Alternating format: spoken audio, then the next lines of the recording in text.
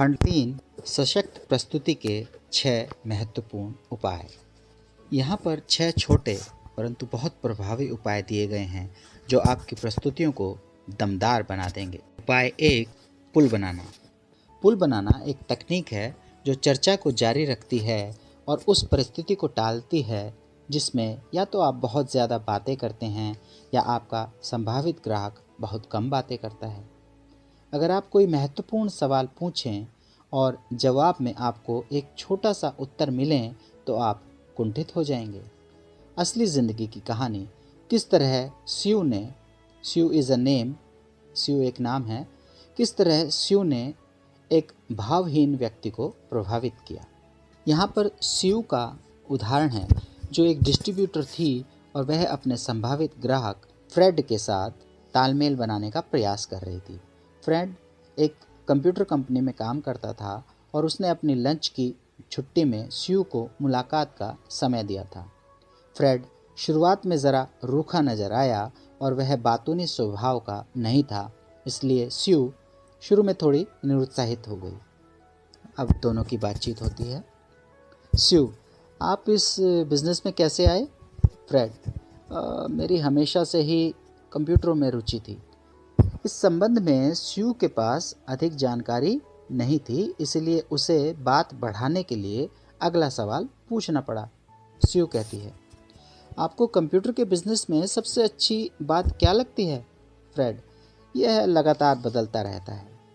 दोबारा दिए गए इस छोटे जवाब ने स्यू को फिर से मजबूर कर दिया कि वह अगला सवाल पूछे ताकि बातचीत का सिलसिला जारी रख सके। समस्या यह थी कि अगर वह ढेर सारे सवाल भी पूछती तो भी कुछ समय बाद बातचीत किसी इंटरव्यू की तरह लगती जिसमें स्यू की भूमिका पुलिस कमिश्नर जैसी हो जाती।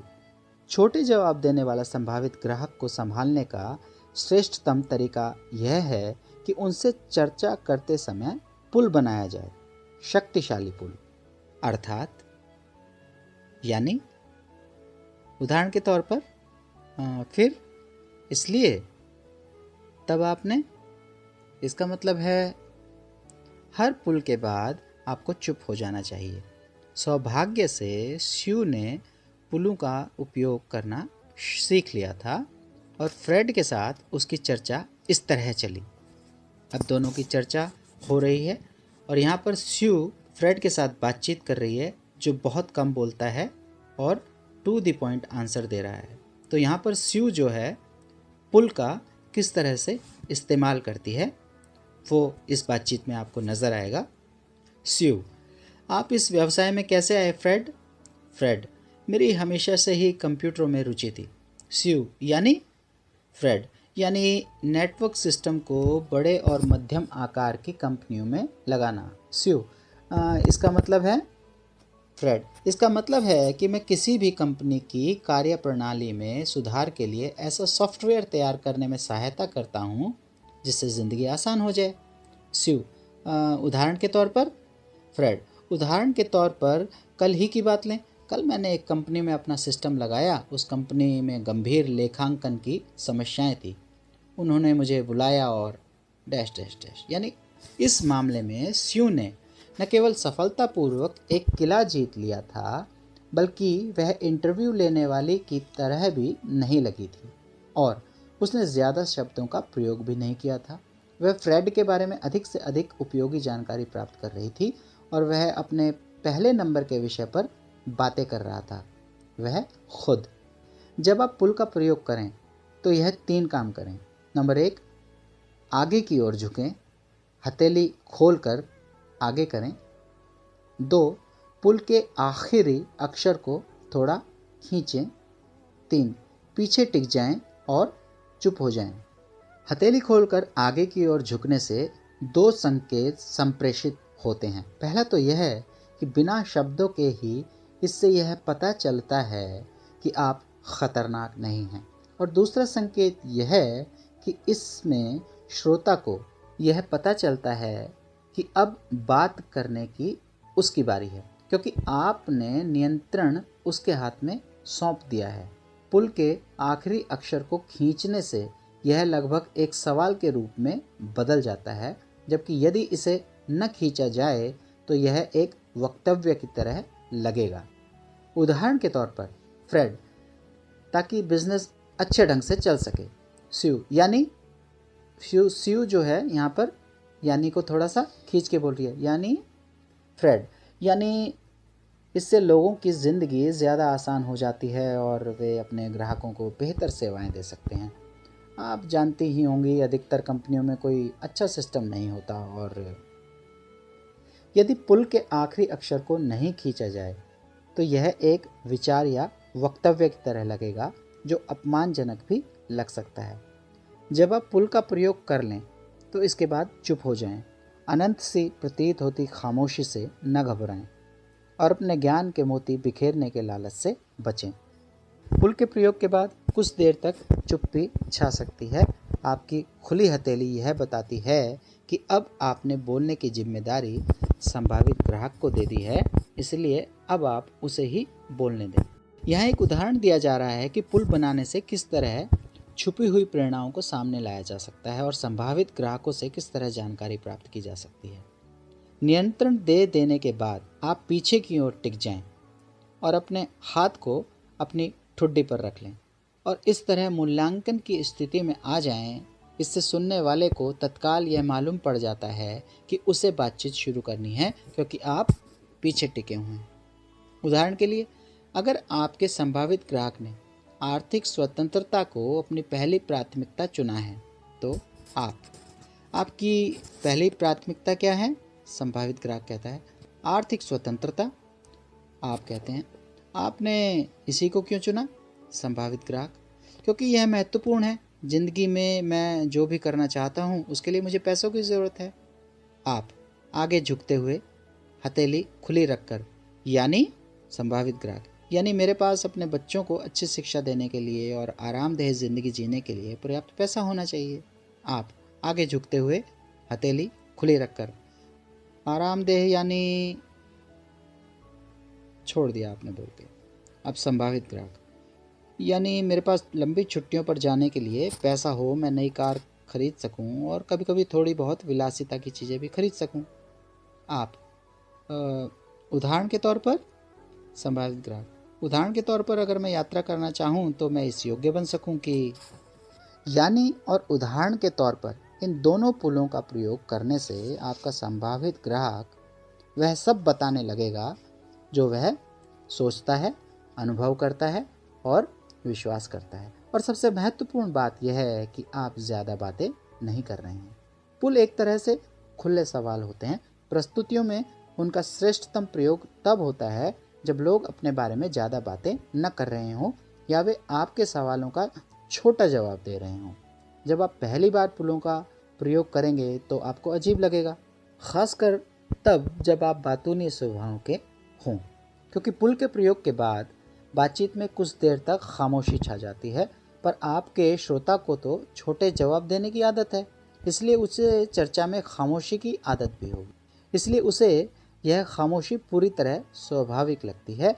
पुलों का प्रयोग मज़ेदार होता है क्योंकि उनसे प्रस्तुतियाँ अधिक रोचक बनती हैं और आपको मौन नियंत्रण की शक्ति भी मिलती है। उपाय 2, सिर हिलाने की तकनीक। अधिकतर लोग यह नहीं जानते कि सिर हिलाना एक सशक्त और विश्वास दिलाने वाली तकनीक है। अधिकांश देशों में सिर हिलाना या गर्दन ऊपर नीचे करना सहमति दर्शाता है। इसका अर्थ है शरीर को झुकाना या नीचे करना, जो यह बताता है मैं आपके सामने झुक जाता हूँ, मैं आपकी इच्छाओं के अधीन हूँ। तो यह एक तरह की झुकने की क्रिया है। सिर झुकाने की तकनीक के 2 सशक्त उपयोग हैं। देह भाषा आपकी अंदरूनी भावनाओं की बाहरी अभिव्यक्ति है। अगर आप सकारात्मक महसूस करते हैं तो बोलते समय आपका सिर अपने आप नीचे की ओर हिलने लगेगा। अगर आप तटस्थ अनुभव करते हो और फिर भी जानबूझकर अपना सिर हिलाने लगें तो आप सकारात्मक भावनाएं अनुभव करने लगेंगे। दूसरे शब्दों में, सकारात्मक भावनाओं से सिर नीचे की ओर हिलने लगता है। इससे उल्टा भी बिल्कुल सही है। सिर हिलाने से भी सकारात्मक भावनाएं उत्पन्न होती हैं। अगर आप सकारात्मक अनुभव करते हैं तो अपना सिर हिलाना शुरू कर देंगे। अगर आप अपना सिर हिलाना शुरू कर देते हैं तो आप सकारात्मक महसूस करने लगेंगे। सिर हिलाने की क्रिया संक्रामक होती है। अगर मैं आपकी बातों पर सिर हिलाता हूँ तो आप भी सिर हिलाने लगेंगे, भले ही आप मेरी बात से सहमत न हों। सहमति और सहयोग प्राप्त करने का यह एक अद्भुत मंत्र है। फिर अपने हर वाक्य को शाब्दिक सहमति के शब्दों के साथ समाप्त करें, जैसे है ना, क्या आप ऐसा नहीं करेंगे, या फिर क्या यह सही नहीं है, या फिर ठीक है ना। जब वक्ता और श्रोता दोनों अपने सिर हिलाते हैं तो श्रोता को सकारात्मक भावनाओं का अनुभव होता है और इससे सकारात्मक परिणाम निकलने की अधिक संभावना होती है। सिर हिलाने की कला आसानी से सीखी जा सकती है और एक सप्ताह के भीतर आप इसे अपने देह भाषा संकेतों का स्थायी हिस्सा बना सकते हैं। सिर हिलाने की तकनीक का दूसरा लाभ यह है कि इससे चर्चा आगे बढ़ती है। यह इस तरह होता है जब आप एक खुला सवाल पूछ लेते हैं या एक पुल का उपयोग करते हैं और श्रोता जवाब देता है तो आप उसके जवाब देते समय अपने सिर को हिलाएं। जब वह बोलना ख़त्म कर चुके तो भी अपने सिर को एक बार प्रति सेकंड की दर से 5 बार हिलाना जारी रखें। सामान्यतः 4 सेकंड बाद ही श्रोता दोबारा बोलना शुरू कर देता है और आपको अधिक जानकारी देने लगता है। और जब तक आप पीछे की ओर टिके हैं और आपका हाथ आपकी ठुड्डी पर रहता है, तब तक बोलने के लिए आप पर कोई भी दबाव नहीं होता। इस तरह से आप एक प्रश्नकर्ता की तरह नहीं लगेंगे। जब आप सुने तो अपने एक हाथ को अपनी ठुड्डी पर रखें और उसे धीरे धीरे थपथपाएं। इन संकेतों के अध्ययन से ज्ञात हुआ है कि इनसे संभावित ग्राहकों को लंबे समय तक बोलने रहने का प्रोत्साहन मिलता है। उपाय 3, न्यूनतम प्रोत्साहक। जब दूसरा व्यक्ति बोल रहा हो तो न्यूनतम प्रोत्साहकों के प्रयोग द्वारा उसे बोलते रहने के लिए प्रोत्साहित करें। न्यूनतम प्रोत्साहक यह हैं: अच्छा, आह, सच, फिर क्या हुआ। न्यूनतम प्रोत्साहक दूसरे व्यक्ति द्वारा दी जा रही जानकारी की मात्रा में दोगुनी से भी अधिक वृद्धि कर सकते हैं। सिर हिलाने की तकनीक और पुलों के साथ मिल जाने के बाद न्यूनतम प्रोत्साहक आपके सबसे प्रभावी यंत्र बन जाते हैं, जिनके द्वारा आप अपनी प्रस्तुति को बेहतर ढंग से जारी रख सकते हैं। उपाय 4, आंखों पर काबू कैसे करें। शोध से पता चला है कि आमने सामने की प्रस्तुति में किसी व्यक्ति के दिमाग तक पहुंची जानकारी में से 87% आंखों के माध्यम से पहुंचती है, 9% कानों के द्वारा और शेष 4% अन्य इंद्रियों के द्वारा। विशेष लाइन से मैं दोबारा पढ़ देता हूँ।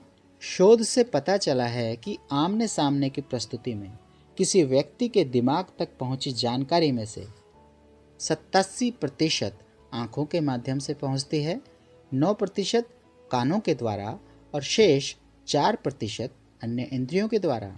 उदाहरण के तौर पर, अगर आपका संभावित ग्राहक आपके बोलते समय आपकी दृश्य प्रस्तुति की ओर देख रहा हो और आपका संदेश उसके द्वारा देखी जाने वाली चीज़ से संबंधित न हो, तो यह आपके संदेश का केवल 9% ही ग्रहण कर पाएगा। अगर आप यात्रा के बारे में बातें करते समय एक घर की तस्वीर बनाने लगेंगे तो उसे आपकी बात समझने में खासी मुश्किल होगी। अगर आपकी बातें आपकी दृश्य प्रस्तुति से संबद्ध हैं तो भी वह आपके संदेश का केवल 20 से 30% तक ही ग्रहण कर पाएगा, और वह भी तब जब वह दृश्य प्रस्तुति की ओर देख रहा हो, न कि सीधे आपकी ओर। अधिकतम नेत्र नियंत्रण बनाए रखने के लिए अपनी प्रस्तुति की ओर इशारा करने के लिए एक पेन का प्रयोग करें और साथ ही साथ आपका संभावित ग्राहक जो देख रहा हो उसे शब्दों में स्पष्ट करें। इसके बाद आप नेत्र केंद्र उपकरण से अपने पेन को हटा लें और उसकी तथा अपनी आंखों के बीचों बीच रख लें और बोलते समय अपना सिर हिलाते रहें। पेन के ऊपर से अपने संभावित ग्राहकों की आंखों में देखें और पेन से इशारा वहीं करें जहां आप देख रहे हों। इससे आपके संभावित ग्राहक के सिर पर चुंबकीय प्रभाव पड़ने से वह सिर उठाकर आपकी आंखों में देखेगा और तब आप जो कह रहे हैं वह पूरी तरह से देखेगा और सुनेगा और आपके संदेश का उस पर अधिकतम प्रभाव पड़ेगा। यह सुनिश्चित कर लें कि आप जब बोल रहे हों तो आपके दूसरे हाथ की हथेली दिख रही हो, ताकि भयहीन वातावरण निर्मित हो सके। उपाय 5, प्रतिरूपण। जब लोग एक दूसरे के साथ मानसिक रूप से एकाकार होते हैं तो उनके शरीर भी आपसी तालमेल दिखाने के लिए प्रेरित होते हैं और वे एक जैसी मुद्राएं, यहाँ तक कि एक जैसे हाव भाव अपना लेते हैं। इस व्यवहार का उद्देश्य दोनों के बीच तालमेल बनाना और संघर्ष टालना है। इस शब्द विहीन व्यवहार से आप यह कहते हैं, मैं भी आपके जैसा ही हूँ और मैं आपसे तथा आपके दृष्टिकोण से सहमत हूँ। दूसरे व्यक्ति के साथ एकाकार होने की शुरुआत गर्भावस्था में ही हो जाती है, जब हमारी देह क्रियाएं और दिल की धड़कन हमारी माँ की लय से तालमेल बना लेती हैं। इसलिए प्रतिरूपण एक ऐसी अवस्था है जिसके प्रति हमारा स्वाभाविक झुकाव रहता है। परिणाम स्वरूप जिन लोगों के साथ हमारा तालमेल बैठ जाता है, हम अपने आप ही उनकी नकल करने लगते हैं। आप इसे व्यवहारिक बैठकों या सामाजिक उत्सवों में उन लोगों के साथ होते देख सकते हैं जिनकी एक दूसरे से अच्छी पड़ती है। इसी कारण कई सालों तक एक साथ रहने के बाद लोग एक दूसरे की तरह दिखने लगते हैं। फिर वे एक कुत्ता खरीद लेते हैं जो उन दोनों की तरह दिखता हो। बंदर जो देखता है वही करता है। अगले चित्र में खड़े दो प्रतिरूपण का उत्कृष्ट उदाहरण प्रस्तुत करते हैं। वे एक जैसी मुद्राओं में खड़े हैं। उन्होंने अपने गिलास एक ही तरह से पकड़े हुए हैं। शायद उनके पेय पदार्थ भी एक ही हों। उनकी पोशाक एक सी है और उनका शब्द प्रयोग भी एक जैसा है। यदि एक व्यक्ति अपनी जेब में हाथ डालता है तो दूसरा उसकी नकल करता है। अगर दूसरा अपने वजन को अपने दूसरे पैर पर डालता है तो उसका दोस्त भी वैसा ही करता है।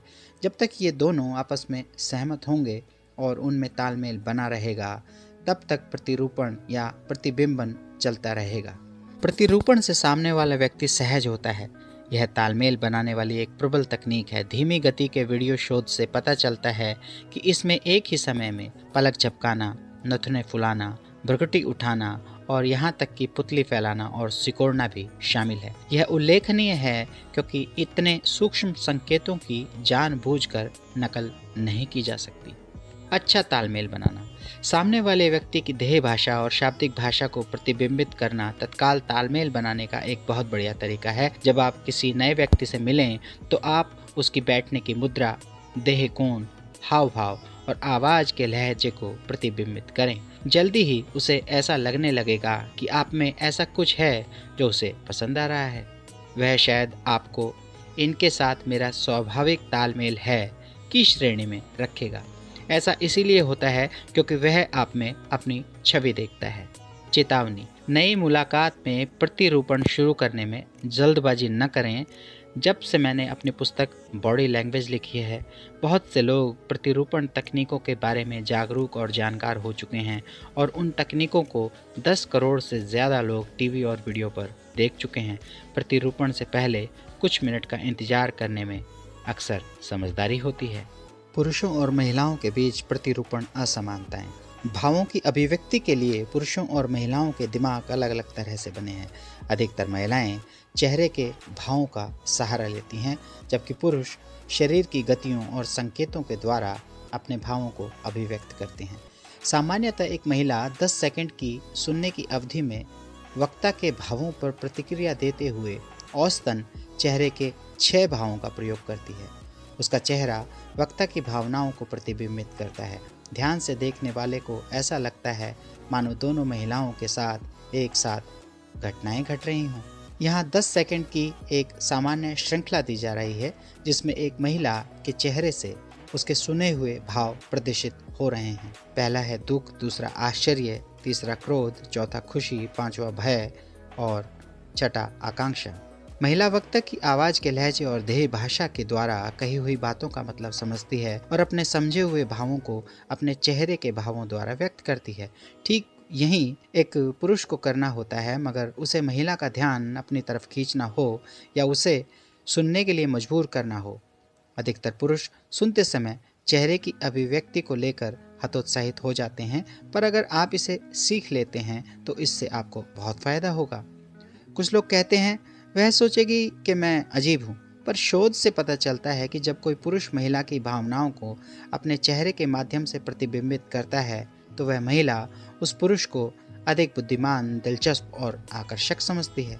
जनता में भावनाओं को छुपाने की विकासवादी आवश्यकता के कारण, ताकि संभावित आक्रमण से बचा जा सके, अधिकतर पुरुष सुनते समय मूर्तियों की तरह भावहीन दिखते हैं।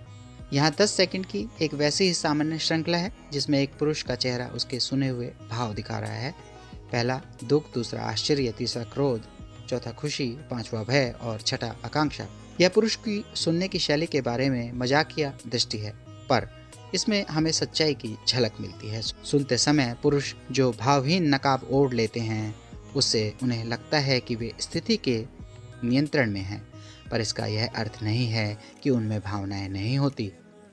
ब्रेन स्कैन से पता चलता है कि महिलाओं की तरह पुरुष भी भावनाओं को उतना ही तीव्रता से महसूस करते हैं, परंतु सबके सामने उनका इजहार करने में झिझकते हैं। पुरुष के व्यवहार को प्रतिबिंबित करने की कुंजी यह समझ लेने में है कि वह अपने भावों का इजहार करने के लिए अपने पूरे शरीर का सहारा लेता है, केवल चेहरे का नहीं। बहुत सी महिलाएं एक भावहीन पुरुष को प्रतिबिंबित करना काफ़ी कठिन मानती हैं, पर अगर वे ऐसा कर लेती हैं तो उन्हें इसके सकारात्मक परिणाम मिलते हैं। अगर आप एक महिला हैं तो इसका मतलब है कि आपको अपने चेहरे के भावों को कम से कम करना होगा ताकि आप भयावह न लगें।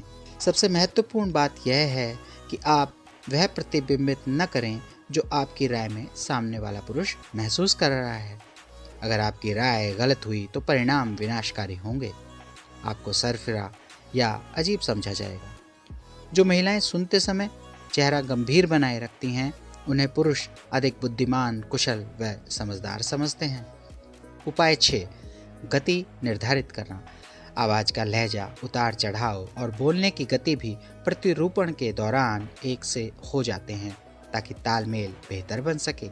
इसे गति निर्धारित करना कहते हैं और ऐसा लगता है मानो दो लोग एक ही सुर में गा रहे हों।